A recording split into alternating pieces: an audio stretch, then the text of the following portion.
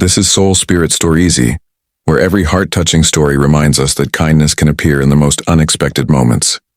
Today's story is about a single dad, a humble waiter, and a powerful CEO, whose worlds collided in a way that changed both their lives forever. The morning rush had already begun at the small city cafe. The sound of coffee machines, clinking cups, and chatter filled the air. Ethan, a single father in his early 30s, hurried from one table to another.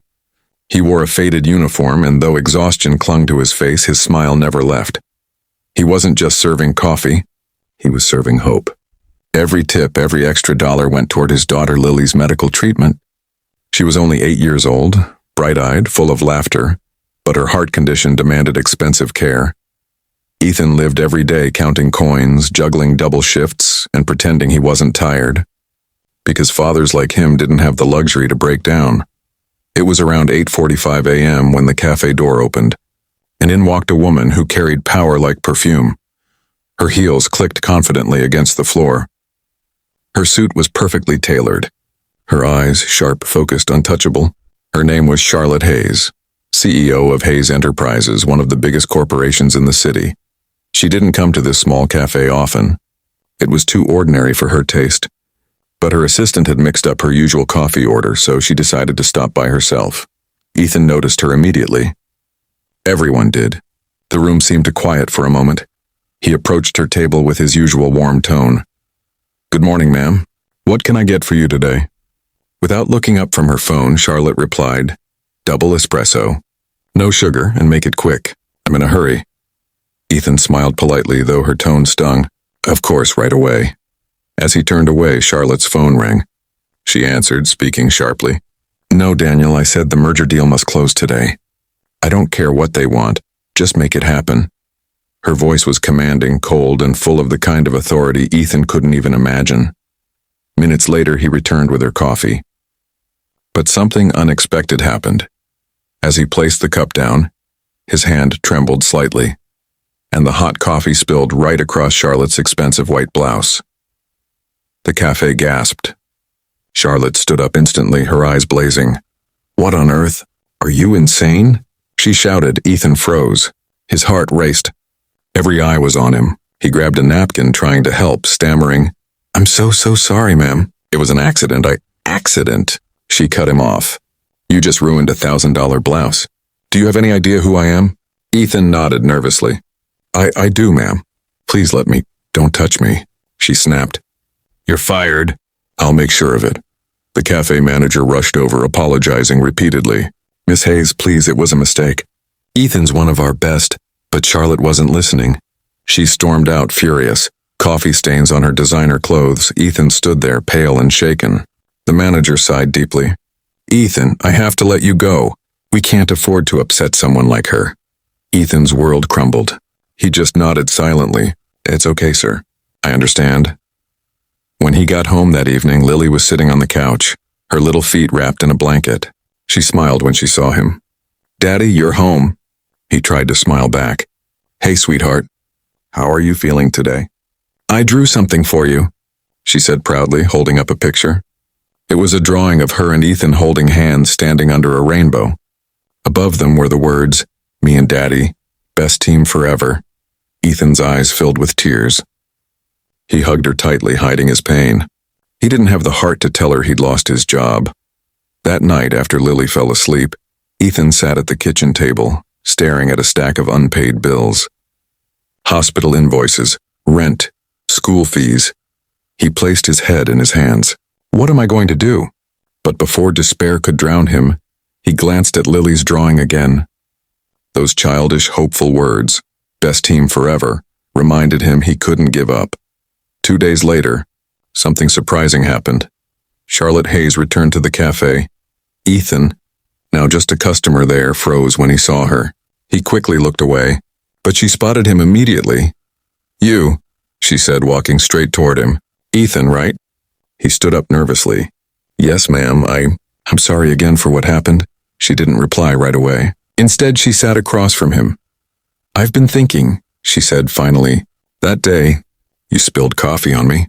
But the way you looked, that wasn't just clumsiness. It was like you did it on purpose." Ethan's stomach turned. He hesitated. Ma'am, Her eyes narrowed. So tell me, why would a waiter deliberately spill coffee on a CEO? The cafe fell quiet. Everyone was pretending not to listen. Ethan took a deep breath. Because I needed you to notice me. Charlotte blinked, stunned. Excuse me?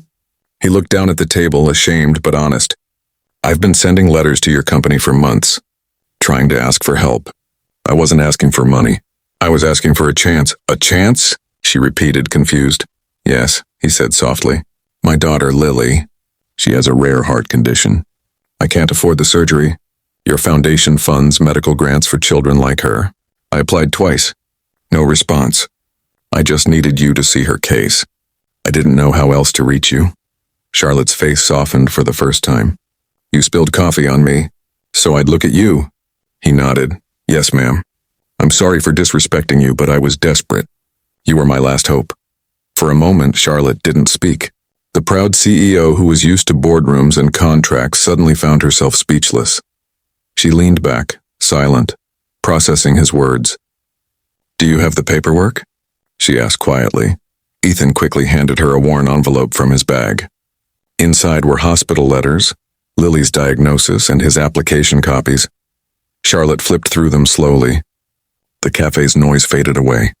Her expression changed, from suspicion to something softer, something human. After a few minutes, she looked up. Why didn't you tell me that day? Ethan gave a sad smile. Would you have listened to a waiter then? That question pierced her heart. She looked away. For the first time, she felt ashamed. Charlotte had built her empire believing success was everything. She'd forgotten what it meant to struggle, to fight for someone you love. She stood up, clutching the papers. Give me a few days, she said quietly. I'll see what I can do. Ethan was too stunned to respond. He just nodded, whispering, Thank you. A week later, Ethan was sitting by Lily's hospital bed when his phone rang. It was a number he didn't recognize. Hello? Mr. Reed. This is Charlotte Hayes, said the voice. Ethan stood instantly. Miss Hayes. Hello, ma'am. I reviewed your daughter's case, she said. The Hayes Foundation will cover all her surgery expenses. And there's something else. I'd like to offer you a job at the Foundation's community outreach program. You've got heart, Ethan. We need people like you.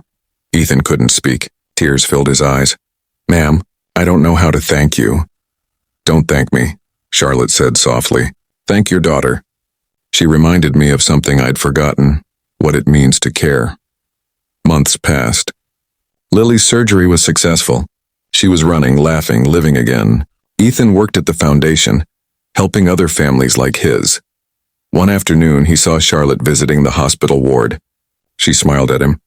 Not the distant, polished CEO smile, but a real human smile. Mr. Reed, she said warmly.